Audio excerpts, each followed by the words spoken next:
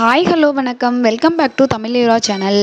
ஆக்சுவலாக பார்த்தீங்க அப்படின்னா கள்ளக்குறிச்சி கள்ளச்சாராயம் விவகாரம் இருக்கு இல்லையா, அதில் பார்த்தீங்க அப்படின்னா ஆரம்பத்தில் 17 பேர் இறந்ததாக சொன்னாங்க. அதுக்கப்புறம் 40 பேர் சொன்னாங்க. இன்றைக்கி பார்த்தீங்க அப்படின்னா 49 பேர் சொல்லியிருக்காங்க.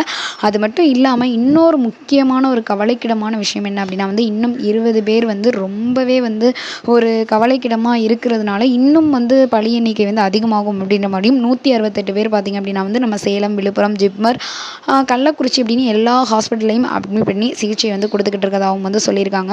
ஸோ இன்னும் நிறைய பேர் என்ன அப்படின்னா இதில் குடித்தவங்க எல்லாமே பார்த்தீங்க அப்படின்னா கண் பாதிக்கப்பட்டதாகவும் வயிற்று வலியில் அதிகமாக துடிக்கிறதாகவும் தகவல் சொல்லியிருக்காங்க. அது மட்டும் இல்லாமல் அவங்க குடித்தது விஷ கள்ளச்சாராயம் அப்படின்றது மாதிரியும் மெத்தனால் கலந்த கள்ளச்சாராயம் அப்படின்ற மாதிரியும் அதை விற்ற சின்னத்திரை அப்படின்றவரை போலீஸார் கைது பண்ணிட்டாங்க அப்படின்ற மாதிரியும் சொல்லியிருக்காங்க. ஸோ என்ன அப்படின்னு பார்த்தீங்கன்னா நேற்று 31 பேரோட சடலம் எல்லாமே கொடுத்துட்டாங்க. கடும் மழைக்கு இடையில் அவங்களோட இறுதி சடங்கு, இறுதி ஊர்வலம் எல்லாமே நடந்து அவங்கள அந்த மயானத்தில் அது பக்கத்தில் இருக்கக்கூடிய மயானத்தில் மொத்தமாக என்ன அப்படின்னா அவங்களோட இறுதி சடங்குகள் எல்லாமே முடிச்சிட்டாங்க அப்படின்ற மாதிரியான ஒரு தகவல் வந்திருக்கு. ஸோ பார்த்தீங்க அப்படின்னா இந்த கருணாபுரம் பகுதியில் ஒரு தெருவுக்கு 4-5 பேர் அப்படின்னு சொல்லிட்டு அந்த தெருவே ரொம்ப சோகமான ஒரு நிலமையில இருக்குது அப்படின்னு தான் சொல்லலாம். அந்த இறந்த 49 பேரில் 3 பேர் பெண் அப்படின்றது மாதிரியும் ஒரு நியூஸ் வந்திருக்கு. ஸோ பெண்கள்லாம் கள்ளச்சாராயம் குடிக்கிறாங்க அப்படின்றது எனக்கு ரொம்பவே என்ன அப்படின்னா புதுசாக இருக்குது. இதை பார்த்தா என்ன அப்படின்னா நிறைய கட்சி தலைவர் பேசும்போது நம்ம தாவேகா தலைவர், அதாவது ஆக்டர் விஜய் இருக்கார் இல்லையா, அவரும் நேற்று என்ன அப்படின்னா ஒரு மனவேதனையை தெரிவிச்சிருந்தாரு. அது மட்டும் இல்லாமல் நேரில் போய் நிறைய பேரை கள்ளக்குறிச்சியில் அவர் மீட் பண்ணியிருக்காரு.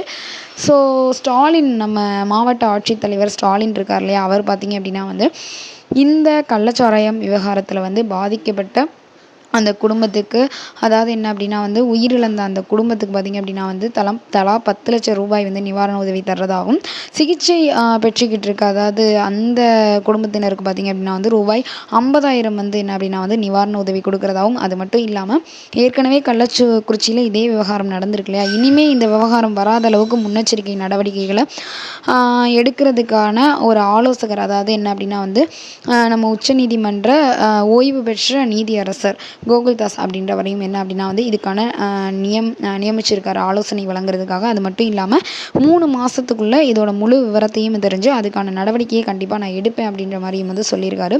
ஆல்ரெடி கள்ளக்குறிச்சியில் இதே விவகாரம் நடந்துச்சு. ஸோ இனிமேல் வராத அளவுக்கு, அதாவது இந்த டைமே வந்திருக்கக்கூடாது. ஏன்னா இது தமிழக அரசோட ஒரு அசால்ட்டு தனத்தினால தான் என்ன அப்படின்னா நடந்திருக்கு அப்படின்னு நம்ம விஜய் சொன்னது மாதிரி தான், அதுதான் 100க்கு 100 உண்மை அப்படின்ற மாதிரியும் சொல்லியிருக்காங்க. ஸோ என்ன அப்படின்னு பார்த்தீங்கன்னா நம்ம அனிதா சம்பத் இருக்காங்க இல்லையா, இந்த விவகாரத்தில் பார்த்தீங்க அப்படின்னா அனிதா சம்பத் ரொம்பவே அவங்களோட காமெடி சென்ஸை காட்டி எல்லாரையும் வெறுப்பேற்றிருக்காங்க அப்படின்னு தான் சொல்லலாம். என்ன போட்டிருக்காங்க அப்படின்னு பார்த்தீங்கன்னா, பெரிய இவங்கெல்லாம் நாட்டோட பார்டரில் போராடி குண்டு வாங்கிட்டு போய் ஹாஸ்பிட்டலில் படுத்திருக்காங்க, கவலைக்கிடத்தில் இருக்குது அப்படின்ற மாதிரி அவங்க போட்ட ட்வீட் பார்த்திங்க அப்படின்னா தீயா பரவி பயங்கர ஒரு சர்ச்சையை கிளப்பிட்டு இருக்கு. ஸோ இதை பார்த்த பலருமே பார்த்திங்க அப்படின்னா அனிதா சம்பத்தை திட்டிட்டு வராங்க. இதை பற்றி நீங்கள் என்ன நினைக்கிறீங்க அப்படின்னு மறக்காம நம்ம சேனலுக்கு கீழே கமெண்ட்ஸ் பண்ணுங்கள். இந்த வீடியோ உங்களுக்கு பிடிச்சிருந்தா லைக் பண்ணுங்கள், ஷேர் பண்ணுங்கள், கமெண்ட் பண்ணுங்கள். அப்படியே நம்ம சேனலை சப்ஸ்கிரைப் பண்ணிடுங்க. Okay, bye. உங்களிடமிருந்து விடைபெறுவது உங்களுக்கு நாகராஜ்.